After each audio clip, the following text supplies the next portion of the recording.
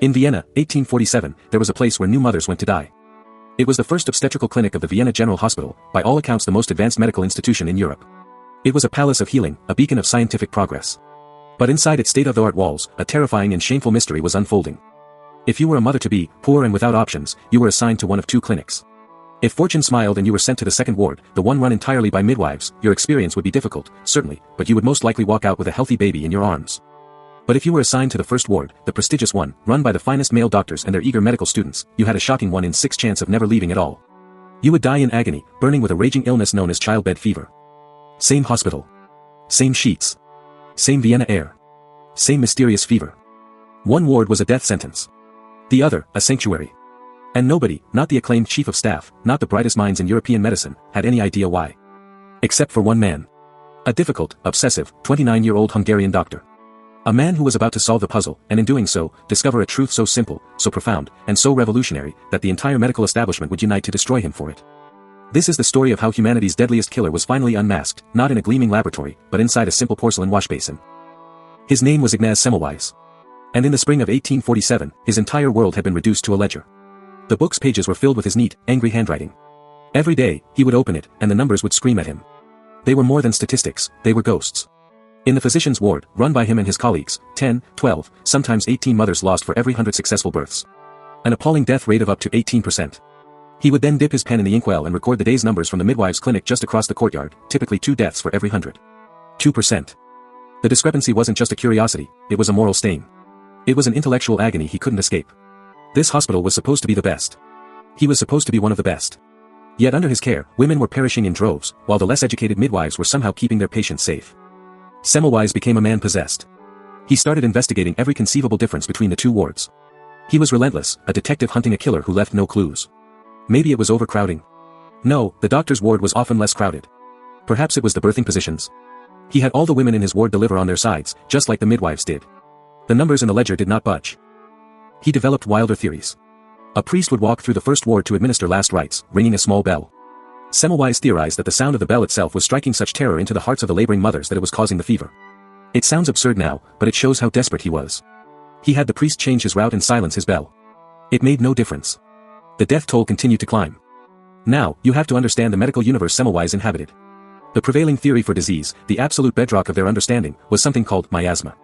The idea was that sickness was spontaneously generated and carried by bad air, foul vapors and invisible stenches rising from swamps, garbage, and decaying organic matter. If a place smelled bad, it was probably dangerous. It was a theory that appealed to the senses. But Semmelweis, with his ledger in hand, saw the fatal flaw. The air in Vienna wasn't selective. It didn't pause at the door of the midwives' clinic and refuse to enter. If a poisonous miasma was the culprit, it should be killing women in both wards. The theory didn't fit the data. The data, in fact, was actively mocking the theory. The entire foundation of his medical training was crumbling before his eyes. Then, in March of 1847, a senseless tragedy gave him the key. His close friend and colleague, a pathologist named Jacob Kolechka, was in the autopsy room, teaching a group of students. During the procedure, one of the students fumbled with a scalpel, and the blade slipped, lightly nicking Kolechka's finger. It was a minor cut, the kind of thing that happened all the time. But within days, Kolechka was gravely ill. He was burning with a high fever, his body racked with chills, a strange inflammation spreading through his system. Semmelweis watched in horror as his friend's condition deteriorated, recognizing the symptoms with a sickening dread. They were identical to the symptoms of the mothers dying in his maternity ward. When Kolechka died, Semmelweis reviewed the autopsy report. The findings were unmistakable. His friend's body had been ravaged by the very same internal damage as the victims of childbed fever. A horrific realization dawned on him. The connection wasn't in the air. It wasn't in the priest's bell. It was in the hands. The only significant difference between the two wards was the people working in them. The doctors and medical students, the men of science, began their days down in the morgue, in the autopsy room, dissecting the cadavers of the dead to learn the secrets of disease. Then, they would proceed directly upstairs to the maternity ward to examine laboring mothers and deliver babies, with a quick, casual rinse of their hands, if they washed them at all. The midwives in the second ward? Their work was only with the living. They never set foot in the autopsy room. They never touched the dead. Semmelweis theorized that some kind of invisible, cadaveric matter, tiny, unseen particles from the corpses, was clinging to the hands of the doctors. This matter was then being transferred into the bodies of the mothers during intimate medical examinations, poisoning them from within. It wasn't a vapor. It was a physical thing. A transferable agent of death. So in May of 1847, Semmelweis decided to run an experiment. He had no microscope powerful enough to see a germ. The germ theory of disease didn't exist yet. All he had was a radical hunch, a ledger full of ghosts, and a growing sense of his own culpability.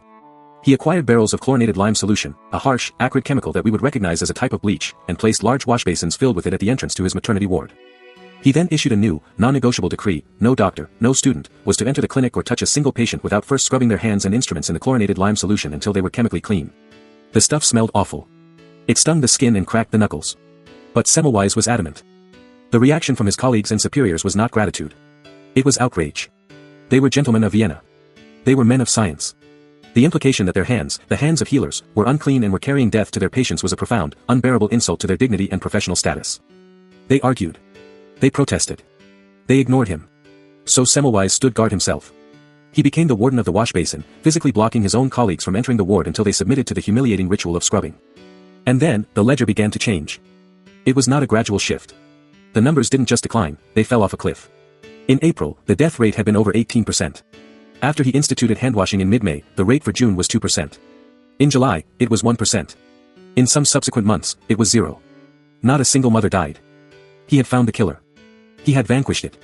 He had the proof, written in ink, day after day. A simple, repeatable ritual, friction, water, and a chemical, could defeat an enemy no one could see. This should have been the moment he became a hero. Instead, it was the beginning of his destruction. The medical establishment of Europe closed ranks against him. His success was an indictment of their entire practice. To accept Semmelweis' theory was to admit that for generations, doctors had been the primary cause of the very plague they claimed to be fighting. It was too much to bear. They attacked his methodology. They ridiculed his conclusions. They painted him as an eccentric crank, a fanatic. They drove him out of Vienna, and he would spend the rest of his life writing desperate, angry letters to the medical journals of Europe, begging them to adopt his life-saving methods, only to be ignored. Ignaz Semmelweis died years later in an insane asylum, beaten by guards, from an infected wound on his hand that turned into sepsis, the very poison he taught the world how to wash away. His idea, however, was out of the bottle. And other detectives of the invisible, in other cities, were starting to find their own clues. Jump forward just a few years, to the sprawling, chaotic metropolis of London in 1854. The killer has resurfaced, but this time its name is cholera. It was a disease of breathtaking terror. A perfectly healthy person could be struck down in the morning and be dead by nightfall, their body racked by violent sickness that drained them of all fluid, leaving behind a shriveled, blue-tinted husk. In the densely packed, squalid neighborhood of Soho, the plague was raging. The miasma theory was in full force. The city's official response was to dump lime into the sewers and scrub the streets, believing that bad air from the River Thames and the city's filth was the cause. But a quiet, methodical physician named John Snow was not convinced. Snow, a pioneer of anesthesiology, was a man who trusted data more than dogma. He started doing something no one else was: he started walking. He went block by block, house by house, knocking on doors in the epicenter of the outbreak. He talked to the families of the victims. He asked simple questions: where did you get your water? When did your loved one first fall ill? And with each answer, he made a mark on a detailed street map of the Soho district. Slowly, painstakingly, a pattern began to emerge. A black dot for every death. And as he added more dots, it became chillingly clear they were not randomly distributed. They clustered, like iron filings around a hidden magnet, with an unmistakable density around a single public water pump on Broad Street. Snow took his chilling dot map to the local parish board of guardians. He bolstered his case with anomalies that were impossible to explain with the miasma theory. He pointed to a nearby brewery on Broad Street where a staggering 500 workers toiled every day, yet almost none of them had gotten sick. Why? They had their own deep well on the premises and were given a daily allowance of beer, so they never drank from the public pump. He highlighted a local workhouse, a grim institution surrounded by cholera cases, which had its own, safe water supply. Its 535 inmates were almost entirely spared.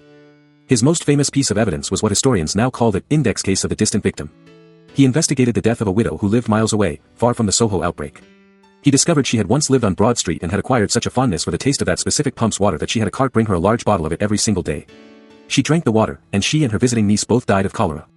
That single bottle of water had carried the invisible killer across the city. The evidence was irrefutable. The authorities were still skeptical. The pump was popular. Its water was known for being cold and clear. It looked fine, smelled fine, tasted fine. How do you prove something is a killer when your senses tell you it's perfectly safe? Snow's calm persistence and the sheer weight of his data finally convinced them to try a simple, reversible experiment. On September 8, 1854, a parish official was dispatched to the corner of Broad and Cambridge streets. He unbolted and removed the iron handle of the water pump, making it impossible to draw water. And just like the numbers in Semmelweis' ledger, the line on the graph of new cholera cases didn't just dip. It plunged to zero. The Soho outbreak was over. John Snow had performed a controlled experiment on a living city.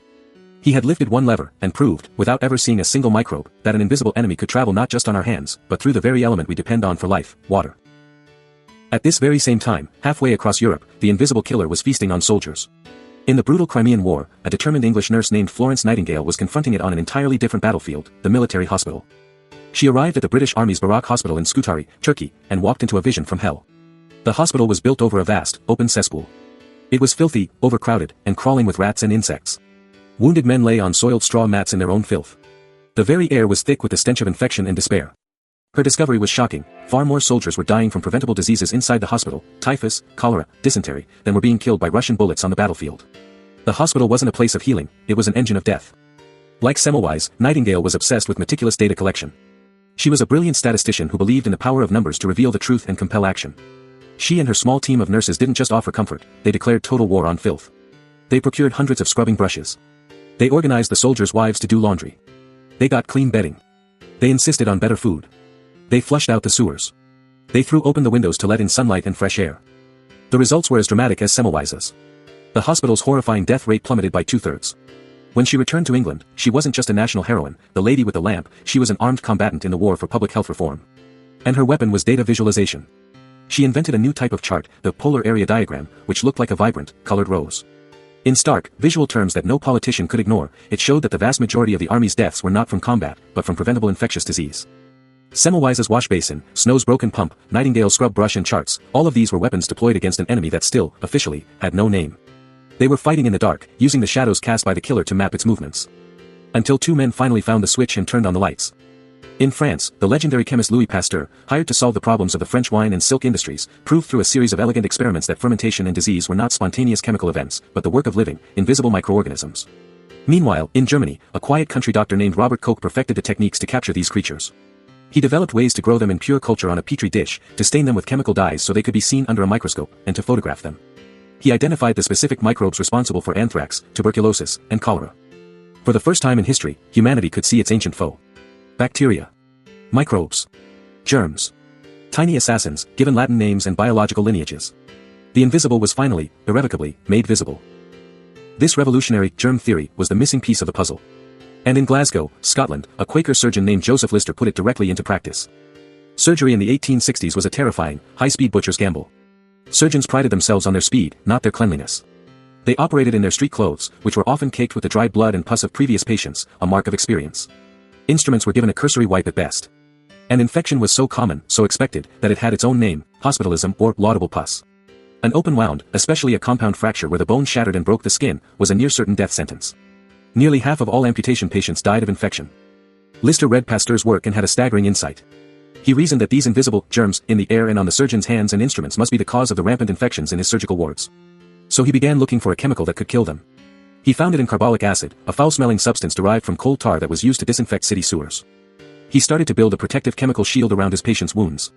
He soaked dressings in carbolic acid. He washed his hands in it. He cleaned his instruments with it. He even developed a donkey engine sprayer to fog the entire operating theater with a fine antiseptic mist. The place reeked. The acid burned the skin of both the patient and the surgeon. But the results were nothing short of a miracle. The death rate for his compound fracture patients fell from nearly 50% to around 15%, and then even lower. Suddenly, the meaning of clean was transformed forever. It wasn't just about appearances or pleasant smells. Cleanliness now had a mortality rate. A new industry was about to be born, an industry that would sell this new scientific concept of safety to the world. The same industrial revolution that had created crowded, filthy cities also provided the chemical solutions. New processes like the Leblanc and Solvay methods made soap's key ingredient, alkali, cheap and abundant. Soap went from being a costly luxury to a common household necessity. In 1879, two English brothers, William and James Lever, began selling pre-packaged bars of Sunlight soap. Their marketing was brilliant. They weren't just selling a cleanser, they were selling an idea, a modern aspiration for a life scrubbed clean of the invisible threats of the past. And this logic of cleanliness scaled up, from the soap dish to the entire metropolis. Cities embarked on gargantuan engineering projects. They built massive slow sand filters to sift impurities from municipal water. They laid thousands of miles of sewer pipes to carry waste away. And then, in 1908, in Jersey City, New Jersey, they took the final, most radical step in this war on the invisible. Guided by the work of Dr. John Leal and engineer George Fuller, the city began continuously dosing its entire water supply with a tiny, precisely measured amount of chlorine. It was a terrifying idea to the public. The newspapers and critics howled, calling it poison. A lawsuit was filed to stop them. But at the trial, the evidence was presented, written once again in the ledgers of life and death. Cities that had chlorinated saw their rates of typhoid fever, a major waterborne killer, plunge dramatically. Jersey City won the case. And a new public health blueprint was established. City after city across America and the world copied the design, watching as the fevers that had haunted them for centuries simply faded away. The water flowing from the tap, now taught to kill the invisible as it flowed, was saving millions. When economists like David Cutler and Grant Miller looked back at this period, their findings were astonishing. In the United States alone, the introduction of clean water filtration and chlorination was responsible for nearly half the total decline in mortality in major cities. It accounted for 3/4 of the reduction in infant mortality. In just a couple of generations, life expectancy in the developed world climbed from the mid-40s into the 60s. The graph of human survival didn't just curve upward, it went vertical. It was perhaps the single greatest public health intervention in human history, built on the humble legacy of Semmelweis, Snow, and Pasteur. So why is it so vital to remember this long, brutal war? Because there's a timeless human pattern embedded in this story. Real progress almost always requires us to trust invisible, counterintuitive evidence over our own comfortable habits and beliefs. And that's the point of friction. That's the struggle. We are sensory creatures. We instinctively resist what we cannot see or feel. We prefer a familiar tradition over an inconvenient protocol. We defend our own pride against data that suggests we might be wrong, or even worse, that we might be part of the problem. This is the Semmelweis reflex, the instinctive rejection of new evidence because it contradicts an established norm and makes us feel foolish or complicit. It's the ego defending itself against the ledger. The artifacts of this quiet revolution are all around us, and they all tell the same story. The porcelain basin, a place where a demeaning chore became a life-saving scientific instrument. The pump handle, where the removal of a single lever became a city-scale clinical trial. The branded bar of soap, where cleanliness was no longer just a virtue, but a piece of consumer technology for survival. Think about this. Your own sink, the one you use every single day, is the direct descendant of Semmelweis's Vienna laboratory. When you wash your hands for 20 seconds, covering your nails, your thumbs, your wrists, you are not just engaging in polite etiquette. You are participating in an inheritance. You are honoring a hard-won victory in a war that was fought for you, generations before you were born.